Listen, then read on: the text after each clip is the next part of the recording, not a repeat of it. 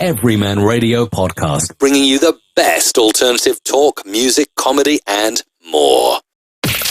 Music your way. Hello, Anaam. Hello. Welcome to Everyman Radio. My pleasure to be here. Fantastic. That was lovely. And please tell our listeners more about yourself.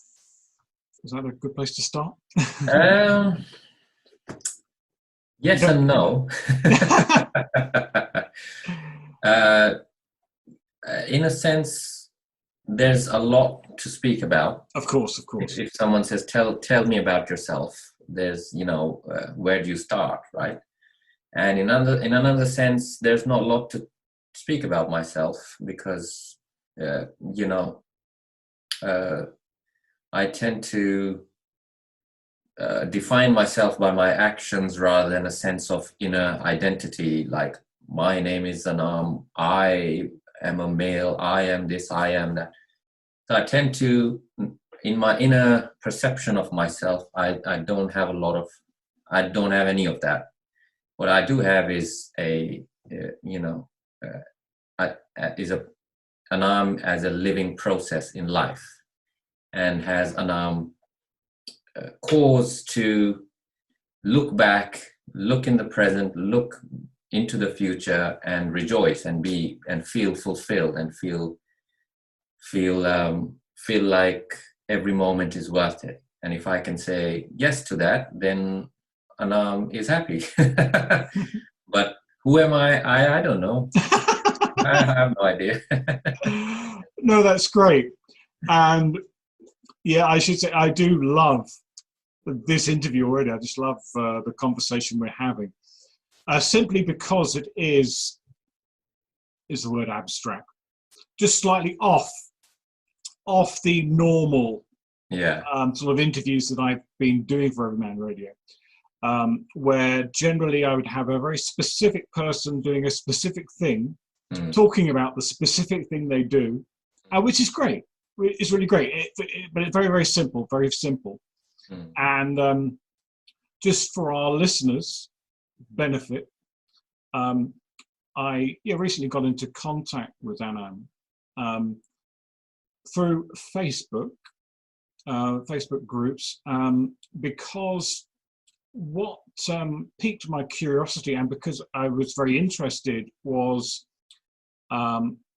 in the work or Anaam's interest in Carlos Castaneda, if I'm correct on that. So seeing lots of links, but the links that he was posting are not about Carlos Castaneda, I believe, more about the philosophy of Carlos Castaneda, if I'm right. It's the lineage or the school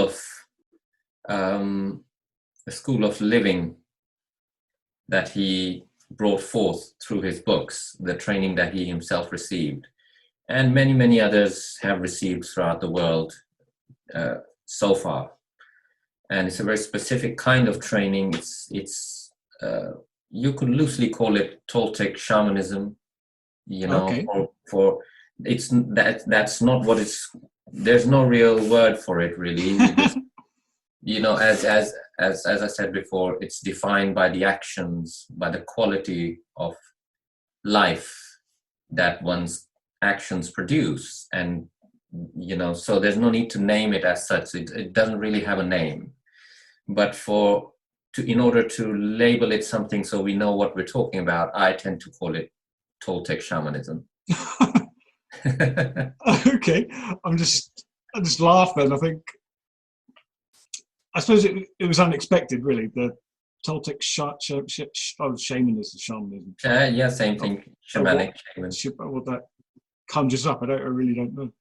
I suppose my own spiritual interest, I suppose, and where I first came across Carlos Castaneda's books was more within Gurdjieffian, so Gurdjieff, Yeah. If you're familiar with Gurdjieff, listener. Yeah. I hope they are. Oh, I hope you are too. Mm. But again, Gurdjieff is not a common figure. Mm. I found all of the work about Gurdjieff and what he did really quite fascinating, and a lot of the work that he did was very, very useful for everyday living, and basic conceptually, I could be wrong, but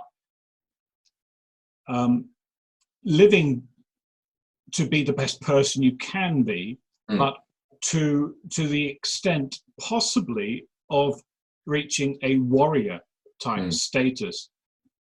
And I say that possibly because I just know, looking around the world, well, not even that far, looking down the street, most people, I think, actually find it very hard to be a human being.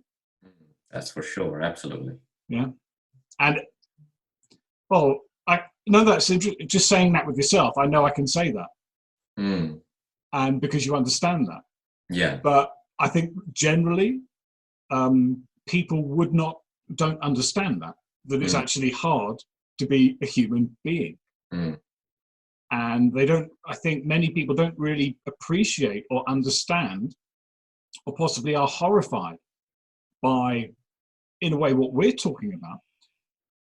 That, I suppose I would believe that you have to actually work exceptionally hard just to function as a human being.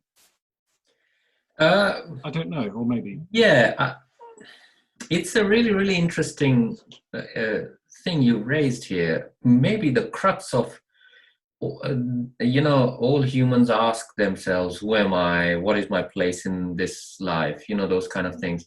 But this is basically what people are asking. What I've observed is people are just wanting to find relief. That may be through religion, through binge eating, through chocolates, through relationships, through lots of sex, through, or Netflix or whatever it is.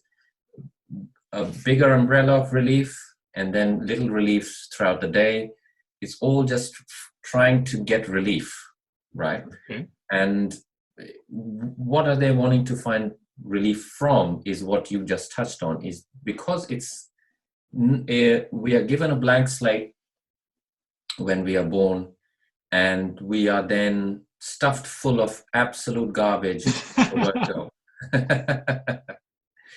Because I don't think it's intentional. I think the educational garbage is very intentional and very strategic, but that's a very big, people like David Icke are far more of an expert on that than me, although I would say I'm not exactly uninformed either. So that's a big topic in itself, and a lot of people are starting to understand that they basically they were forced to waste 10 to 12 or even up to college years, PhD, all that education was just absolute garbage nonsense. It did not help them to become better human beings at all, or have or what you were saying is find it even a little bit easier to live with themselves, right? And so for me, this is where, we spend so much time being force-fed relentlessly a particular worldview that we weren't born with. And that worldview, that template that is given to us, produces, it's a severely dysfunctional template, okay? Because, we don't really understand the extent of absorption that we have as kids. We really don't. We forget a lot of it. We forget that every time we watched an ad when I was 2 years old, every time I was listening to the radio, there's subliminal stuff going on all the time. people say subliminal advertising is unlawful, at least in the UK. I don't know about the US. But that is just overt subliminal, overtly harmful subliminals that are banned. But advertising in itself must and is a subliminal art. It's getting your subconscious to act according to the will of the marketer. That's what advertising is all about. So when we are exposed to advertising of every kind, pretty much from birth, and all the way throughout our life. So we are constantly hammered with this, what the Toltecs would call a consensus reality, that we police ourselves. No one has to police it for us. We police it ourselves. Anyone who dares to think differently, anyone who dares to disagree with the government's point of view must, be either a conspiracy theorist or a this or a that or the rest of it. So we are brainwashed to police ourselves, to remain in that worldview. And it requires a humongous amount of what I would call ignition power, like a rocket. The most fuel that a rocket spends is in taking off. That's when most of the fuel is happening, expenditure. And then, and most of it is, and then there's a steady expenditure of it to escape the Earth's gravity. And then the fuel tanks fall off and another fuel system can take its place. So it's the same thing. Initially, if we start realizing that it is unbearable to live as a human, there comes a point in everyone's life when there's a crossroads. You either compromise and remain within the matrix, or you become the madman. You may not be a madman to everyone else, but inside you decide to break away. You decide to digress from the common narrative. And we start then going into, start looking at YouTube videos and conspiracy theories and reading all sorts of books that no one else is interested in, and all sorts of different things starts happening to us, right? But that is very good, because it's telling you that you are not interested in the common narrative anymore. There must be something else out there apart from the matrix that I can use to define myself, right? And so we all go on quests. We go and, we start sitting in the laps of gurus and go to India and feel very spiritual and, buy a harmonium and pump some Indian songs and bhajans and all that and feel really amazing. Or we go off to Peru and do ayahuasca and all this amazing stuff, and we feel so amazing and so spiritual, and everything is now falling into place for me. But none of that actually changes us. None of that evolves us. It requires an extraordinary expenditure of focused energy and investment in myself in order to get that rocket to lift off. Before that, it's just, it's not really lifting off. It's just expending lots of energy, doing nothing. You see, that also is a stage.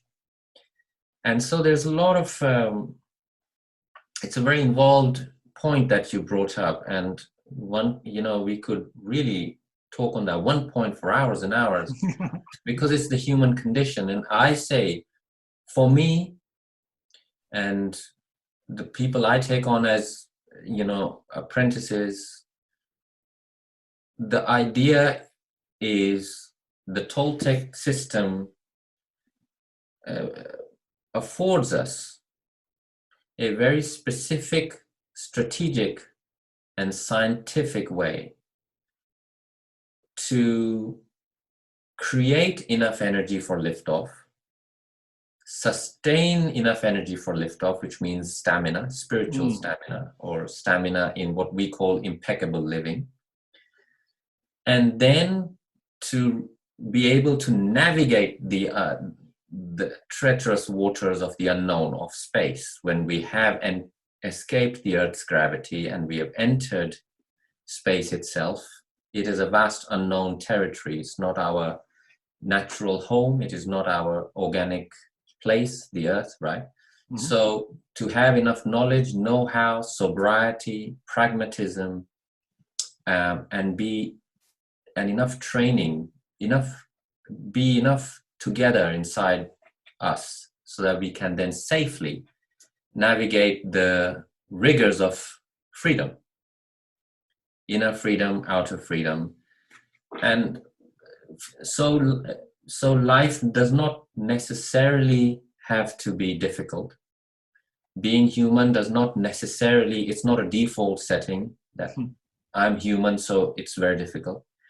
It's a setting given to us due to the unfortunate circumstances we are born in, and the matrix that is designed to keep us in the unfortunate category. Toltecs, we don't believe in anything really. Belief doesn't come into it. It's actions. We take action. We recognize that we don't have to remain in the unfortunate club, and we can take action to catapult ourselves, propel ourselves away from being the perpetual victim of being human, victim of life, to a certain level of mastery, a certain level of comfortability within our own skin, a certain level of juice in living. Long answer, but there you go. Yeah. Wow. No, it's fascinating. So you say you take on apprentices, or yeah. And so how does that work exactly? Is it a kind of school that you have, or you? No. It's just It's a very individualistic proposition for anyone who is out there teaching, or being a beneficiary to others, who would like to learn the Toltec system and its very intricate but very simple system. For me, I know that I don't really know much of the Toltec arena, to be honest, because there's a lot of bogus bullshit out there that I don't waste my time with, and there's a lot of. It's very easy to believe that we are better than we really are. It really is very easy to believe that. We behave as if we are better than we really are. It's very hard to be just honest with yourself. Yeah, I do know what you mean there. Because even just, I don't know why I flash back to this, but I think this was a couple of years ago, and I suppose I was changing, growing up, even though I'm 45. But I just became very, very pleased that I managed to sew on a button. Hey. Yeah. Yeah. If that, it's just a kind of very simple task that I think many of us would just take for granted. But I just remember a couple of years ago just being very, very pleased that I was actually able to do this thing. Sew on a button. Yeah. I mean, it's the victory that matters, not the act itself. You see, what you described, to me, the act is insignificant. You could have been Napoleon and won the world over, but it's the sense of victory that is significant. The act isn't. Okay. And so for me, it's just as significant when you say that than someone, coming along say, I won 3 Grammys today. It's meaningless in that sense. But it's the sense of victory. Someone else could say, I won 3 Grammys and I still feel miserable. Okay. You see? So to me, the juice is when you say, oh, I felt really pleased with myself. And I'm like, yes, that's it. That's where it's at. Yeah. I suppose now, the things I get pleased with are things like this now, what we're doing now. So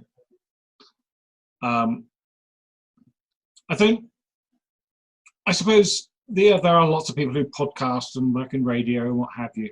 But I think if you're just a passive listener to this nonsense we're spouting out, because I've worked very hard in setting up what I have done and doing now for this part, and I think people just don't realise how many different facets are involved in broadcasting a podcast. So I get very, very pleased with being able to record this interview and to actually then publish it so that other people can enjoy what we said. And I get a big kicks out of that. Great sense of achievement from, and I know it's all very small now. I have great ambitions. Like, they've become fantastical in nature, really. Things. When I'm sort of joking to myself, like, did you see this on the BBC? And I think, well, it's nothing. I'm going to take them over. Why not? Why not? Someone else who you're watching thought the same thing, and that's why you're watching them. So why can't you be the one there and others watching you? You see, it's that sense of possibility that we must plug into. We cannot let that go. There's far too many people live desperate lives, silent desperation. Pink Floyd, one of my all-time favorite bands. Me too. I somehow thought you would agree. They have one of their greatest albums, Dark Side of the Moon, has lyrics in there about, I think the song is Time. I think it's Time. What is it? Carrying on in silent desperation is the English way. Something. I forget the lyrics. I can hear them. And they recognized it even then. There's far too many of us are silently desperate, and we don't know the way out. We don't know where to go. Religion didn't cut it for me. My parents didn't cut it for me. The guru fell away. The books I read are no good because they never made me any happier than I am now. I'm still miserable and bored and don't really know what life is all about. And, all the attendant thoughts of disempowerment that come along with that. And what you just described with your broadcasting is, to me, is someone who is describing in the Toltec system. It's called the path with heart.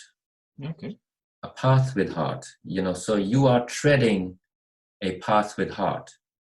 And a path with heart can be as simple as learning to sew on a button, feeling really great about it, or becoming the biggest broadcaster that ever lived. See, again, it's the actions, it's what they gave you in terms of life experience, quality of life, that matters in the end. Not, how big or how small the action was. And in the Toltec system, the path with heart, following and living out a path with heart is one of the most important things that we learn at an early stage. Because without actually doing or putting oneself in a strategic position of being able to do what we love to do. And that can change, it doesn't matter. But just doing that for that amount of time, whatever it may have been, is a great gift we give to ourselves. Yeah. And sorry, can you just say that last bit again? the act, following a path with heart, whatever makes us feel great doing it, like it fulfills something inside of you. When you record these programs, when you put them out for everyone to listen to, you get feedback, people saying, that really helped me, or that guest that you got on was really helpful. I've been to their website, thanks for connecting us. However, whatever. For my own channel on YouTube, it's the Nagual Zone. Go and check it out. It's a Toltec, specifically for the Toltec teachings. Okay. I get lots of comments there, people appreciating the work I do. And it's a part of the path with heart for me, because it's a gift I'm giving to myself as well as anyone else who may benefit from it. It's a great gift I'm giving, but it's firstly to myself and for myself. It's to bring me that level of satisfaction. And of course, the more people engage, the bigger, the more views it gets, the more comments, the energy gets bigger, right? And there is something very fulfilling about that return of your hard work. That's why we want more returns. We always want things to grow bigger. We want things to get better and more people to listen to this and more people because we're always looking for more and more fulfillment, in a sense. I was telling someone the other day, I really don't think we're looking for love, or we're looking to be happy in life, or the Dalai Lama said we are looking for contentment, and the soul needs, this, that, and all. I think all of that is just scratching the surface. In my observation of myself, of others, of life, we are all looking for life experience according to our particular unique template, whatever that may be. So that's why people end up in all sorts of bizarre and difficult situations, and they won't even lift a finger to come out of it. And all sorts of psychologists will come along, give theories about codependency and fancy words and being bandied about, as if anyone actually knows what's going on. No one actually knows what's really going on about a single thing in life. Not a single thing. But words give us the impression that we know something, right? But all that's happening is those 2 souls or 3 souls or 5 souls, or or if you're a Scientologist in a cult like that, they're looking for life experience, and they're there for that experience that it's giving them along their journey of existence. And those experiences can be quote unquote negative or destructive, and quote unquote positive or beneficial. I don't think to the spirit it really matters, because the spirit has decided that this experience is what I'm after, and so look, I think I would love to have anyone go deeper. I think that is the real baseline of human existence, is we're all looking for richer life experience, a real richness. I'm going to start with I don't know, I'm always attracting the wrong kind of guys, and they start with verbal abuse, then it gets into physical abuse, but I'm not going to do anything about it until my spirit is totally complete with that experience. That's when I'm going to go to social services, go to the police, complain, get court cases and sort myself out and move on to the next experience. But I think it's a folly to see these things as negative and positive, and that was bad and this is good, and I wasn't spiritual then and I'm spiritual now. I think that's all very, very inaccurate. Yeah, I suppose what you just said there just made me think of an almost trap that I think lots of people fall into, in a way. I'm not going to do this now that's good for me. I'm going to wait until this thing happens. Like, I can't actually do the thing I want to do until I get my degree, or until after this holiday. Then I can do that thing. Yeah. I don't know. Until the new year. Oh yeah, that's a good one. The big one. Yeah, we've got a bit of a wait for that one now. But we've got Valentine's Day coming up. Yeah. Grown. I won't ask her out till Valentine's Day. It'll be the perfect day then. Yeah. And then, no, I'm just digressing totally. The highlights of things coming up this year, we've got Easter coming up. I'm not a big fan of Easter, but like many of these kind of holidays that we kind of fit in for something or other. But, and now I'm just ranting really. Yeah, just going back though, all the way to Carlos Castaneda, because there's a couple of his books that I wrote, and I think that you did mention something is in the information isn't sort of honestly sort of followed or looked into, or I think there were questions about actually who was Carlos Castaneda. Was he actually a real individual that he put his name to, or was he writing a story from somebody else's experience or something? I don't know. There's know. There's a lot of controversy about that, and again,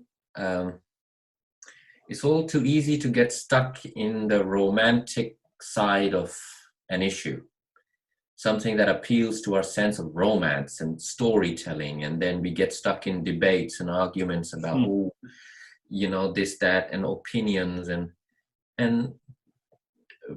as I said, and none of that tends to produce any action. First of all, any productive, proactive action, none of that tends to produce any of that. So personally, I and any authentic Toltec will stay away from these things anyway, because it's a waste of precious energy. Secondly, whether someone was real or not is totally irrelevant. Most people who really wonder about this, most people who spend energy in that particular thing,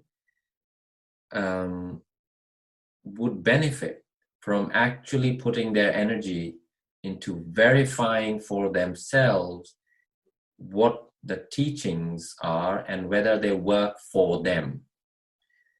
I'd rather talk to someone who says, yeah, I don't really care whether Don Juan existed or not, or Carlos Castaneda wrote something out of his own mind, or was it a real phenomena?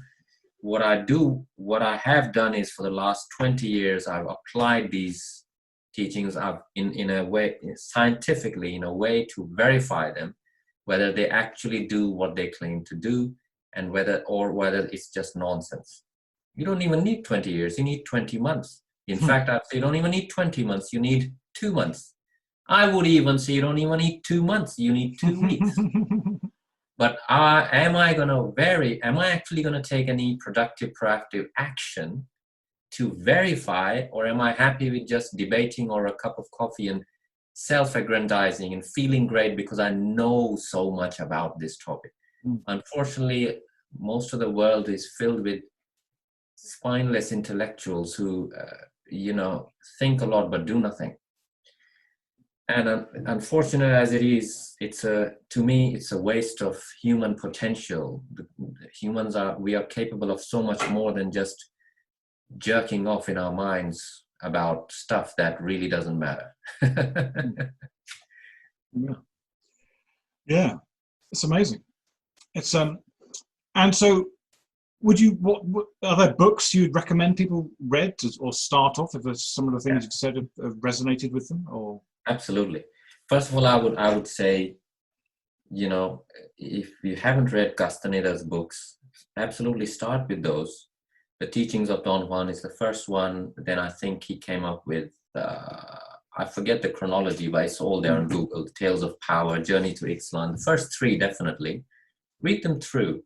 First, and then if it keeps your interest in this, the second advice I would give is stay away from the romanticism of it all. It's not about the long walks in the desert with this mystic shaman. It's not about the psychedelics, and it's not about any of that. It's go to the core messages and verify if they work for you in your life. And that, my friend, takes action and a willingness to be the laboratory of your own life, not just mentally having a great time and thinking I'm a big shot now that I've read these books and I understand all the concepts. Yeah, well, you read books about the marathon, but have you actually run a marathon yet in your life? It's that kind of thing. Then there are other books that I always recommend anyone. I get a lot of comments on the YouTube channel saying, where should I start? A lot of people, actually, surprisingly, I get a lot of Facebook PMs and, people contacting me through email. And a lot of them are people who have studied the books, gone to many seminars, done all the Toltec this and the Toltec that, and they still feel that they just don't have a good grasp of what this is all about. They fall in love with the way of it, but they just don't have that level of applied understanding. They just couldn't make it work for them. They would love to make it. So they come and say, what would you recommend? Where do I start? And I said, they say, I've done this for 20 years. I've done it for 40 years, and I've done this and I've done. And I just say, look, it really doesn't matter how long you've done it for, because someone, who's ready would be able to apply it in 2 months or 2 weeks, 2 hours. It doesn't really matter. So go right back to the basics. And my standard advice is get a copy of Eckhart Tolle's The Power of Now. Okay. It's a book called The Power of Now by a guy called Eckhart Tolle, Tolle. Read that through cover to cover 5 times. Cover to cover 5 times. Go back, cover to cover 5 times. Do that. So do this 5 times. And then take the next 2 years. So if it's 2020 now, I would say them till 2022, learn to apply every single thing in that book. Okay. Then I will say, to keep you away from the boredom of it, you ideally shouldn't be getting bored, but because that book gives you the perfect antidote to boredom. Buy another book called You Can Heal Your Life by Louise L. Hay. Louise Hay, she's passed over now. Okay. You Can Heal Your Life by Louise Hay. Read that book through 3 times cover to cover, and then take the same amount of time in learning to apply and verify for yourself that these are the things that work for you. So do that homework. I'd rather people do the homework. That's why, reading a book is easy. Reading a book 2 times is easy, but reading a book 5 times is when it really gets in there. So that's the 2 books I recommend to start with. One is a very young, not in the sense of what we understand young is, but it's very young in terms of quality of consciousness. And one is very yin in terms of quality of energy. So both these books and the wisdom contained in them balance each other perfectly, in my opinion. Okay. And because I don't understand all of your terminology, I'm missing a yang. Okay. The yin yang principle is you must have seen it in Tai Chi. It's the typical Tai Chi symbol. Oh yeah. With the dots and the things. I don't know how to describe it. But does that ring a bell? The Tai Chi symbol. I think so. Yeah. It represents the duality of the yin yang. So in the Chinese way of thinking, and which is derived from the ancient Indian way of thinking, the Vedic way of thinking, is that all things have a masculine and a feminine principle inherent in them. And both are so inextricably linked that they are inseparable. However, both have specific qualities and attributes that they can be recognized by. So the masculine will have specific qualities and attributes that you can recognize the masculine quality of something. And feminine will have same in the feminine way, so that we can recognize that is a more feminine. But a feminine does not mean there's no masculine in it, and a masculine does not mean there is no feminine in it. Right? They're both, they come as a package. They come as one deal. It's like the North Pole and a South Pole on a magnet. You can't separate those two. The same thing. Okay, wow. This has been a fantastic chat. I would say rich with information and things for people to think about and actually do. I think, I think even if that's just one thing, do something. Do something. Get off your ass and do something. Really. Oh yeah. So how can people keep in touch with you or follow what you're doing? What would you recommend? You may have said already. But... Yeah, go to YouTube and type in the Nagual Zone, Nagual Zone, Zone, the Nagual Zone, or Z as the Americans say, the Nagual Zone, and I upload weekly videos there. Oh, wow. They are to do with the Toltec shamanistic way. They are very, very, as I said before, they're my gift to the world, and there's a lot in them. So if anyone is at all interested in knowing more about what we've talked about today, absolutely go there, watch those videos. They're not monetized just yet. It's a small channel. And give me those views. Yeah, like and subscribe. Like and subscribe if you actually like and want to subscribe. I usually, water down that bit, because what's the point? People will like if they will like it. People subscribe if they want to stay connected. It's very simple. So there's no use hammering it into people. We're not fools, are we? We know what we like. We won't know if we want to stay connected. So please do that, but definitely view at least watch the videos. At least do something. Well, at least if something comes out of what we've talked about, it's do something. I don't know. Yeah, I would say action. If someone would say, what would you just in a sentence, what would you like to say? I would say, define your life through the quality of your actions, not the quality of your jerk-off thinking mind, because your mind is going to lead you astray, but your actions will create evidence that you can look at and see, irrefutable evidence that you can't fool yourself, your actions or lack of it, whatever it may be. It's true. To speak louder than words. Yes, absolutely. No, it's fantastic. And let's wrap it up. But I'm just going to ask you a very silly question now, just for one reason, and that is to reintroduce Mr. Techno Gadget Boar, who we'll be talking afterwards. He's been very busy. He has been doing something. But I'm quite happy to give him some more work. But is there any technology problems you have, or tech that needs fixing, or you can think of? Yeah, are you asking me? Yeah.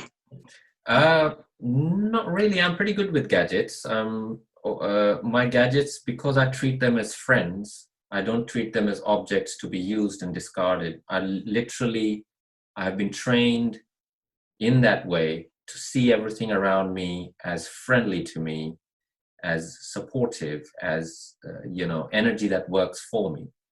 My gadgets literally just I have a great relationship with technology, so I couldn't say that I do. Okay, no, that's cool. I'm just staring at a printer over there that's always giving me trouble. And I'm quite happy to, change the way I think about that printer. Maybe I should be kind. Yeah, start with absolutely. And then if there's something wrong, just go get it fixed. Yeah, that sounds good. But a good relationship with our surroundings, with especially the things we use. We use our toothbrush every day. But, what is the quality of my relationship with my toothbrush? What is the quality of my relationship with my dishes that I wash and use every day? With this computer that I'm using, with my phone. I see people slamming their phones, cursing it because it's like expecting things to be a slave to you. And to me, that is not right. Okay. No, that's interesting. Only slaves think that way, you see. Okay. It's getting a bit deep for me now. I'm just gonna attack my printer anyway. That'll make me feel better. You'll get printer nightmares. I already printer do. You'll get printer PTSD. You're waking up in the shakes. Oh my God, that printer's giving me nightmares. No, that's great. Brilliant. Yeah. Okay. Lovely talking with you. And we'll have to catch up in a while. Yeah. And, that'd be great. Lovely. Thank you. And enjoy the rest of your day. And thank you. And you too, Richard. It was lovely to talk. Yeah. Cheers. Take care now. Thank you. Yeah, goodbye. Thank you for listening to Everyman Radio. If you enjoyed this episode, please share with your friends on social media. Goodbye.